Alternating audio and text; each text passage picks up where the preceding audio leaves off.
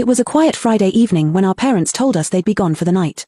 Mom had packed a small overnight bag, and Dad was checking his phone for the hotel confirmation. "We'll be back by tomorrow afternoon," Mom said, kissing both me and my sister on the forehead. "Don't open the door for anyone. Keep your phones on.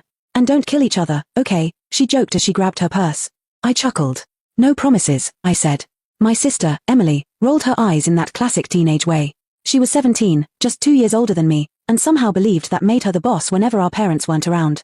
Once the door shut behind them, a strange silence took over the house. Our dog Max padded in from the hallway, his nails clicking against the hardwood floor as he looked at us with a mixture of confusion and excitement. He probably thought this was going to be a fun night. At first, it kind of was.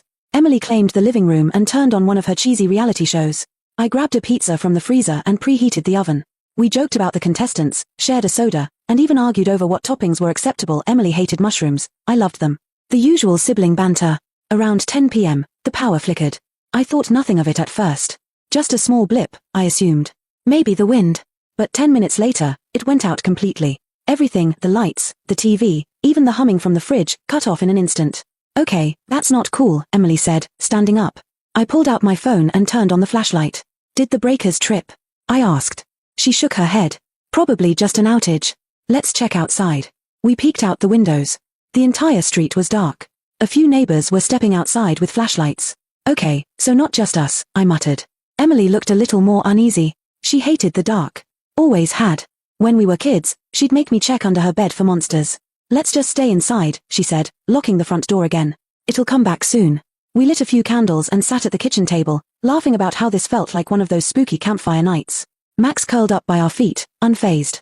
Emily started telling one of her dramatic school stories, something about her best friend Sierra and a guy named Jake who'd asked them both to prom. It was ridiculous, and I half listened, only mildly amused. Then came the sound. A soft knock. We both froze. It came again, a little louder. Someone was knocking at the back door. The door that led to the patio, the one we rarely used. I turned off my flashlight, my heart racing. Emily whispered, "Who would be at the back door at midnight?" We didn't answer. We tiptoed to the back window. The blinds were closed, but I peeked through a small gap.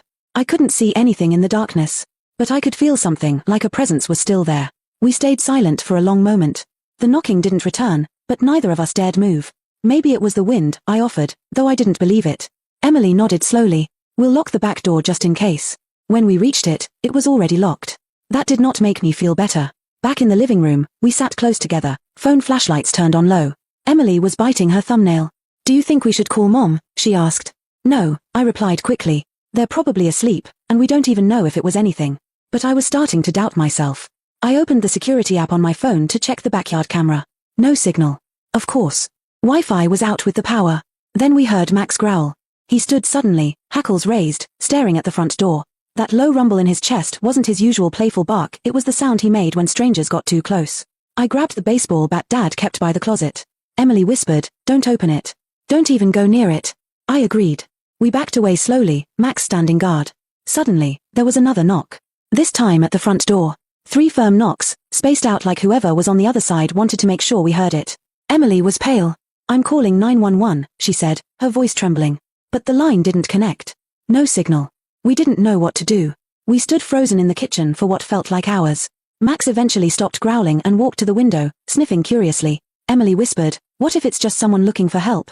Like, their car broke down or something?" I wanted to believe her, but I didn't. Something about the knocks, something deliberate in the rhythm, felt off. I finally got enough nerve to peek through the peephole. Nothing. Just darkness. The porch light was out, of course. I decided we'd go upstairs, lock ourselves in Emily's room, and wait it out. We brought Max, 2 flashlights, the bat, and a big bag of chips. Not exactly tactical gear, but it was what we had. In her room, we barricaded the door with her dresser. I tried to keep the mood light. If this were a horror movie, you'd totally be the one who screams first. Emily smacked my arm. "Shut up," she whispered. But I could tell she was trying not to smile. We ended up talking for hours. We told stories from when we were little, how we used to build forts in the living room, how Emily once convinced me our neighbor was a vampire, how I used to sneak cookies in the middle of the night and blame it on her. We laughed a little. And despite the fear earlier, we both started to relax. Around 3 a.m., the power came back. The lights flickered on. Emily and I both screamed, not because we were scared, but because the sudden brightness was blinding after hours of darkness. We waited, but there were no more knocks. Nothing strange happened after that. By the time Mom and Dad returned the next morning, we had cleaned up most of the candles and tried to act like everything was fine.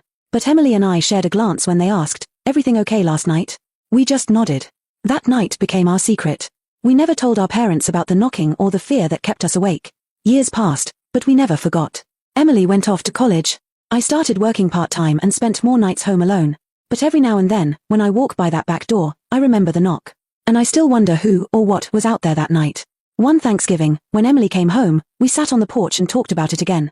"You know," she said, "sometimes I wonder if it was just a prank. Some neighborhood kid being dumb." I nodded. "Yeah, maybe." But we both knew we didn't believe that. Not really.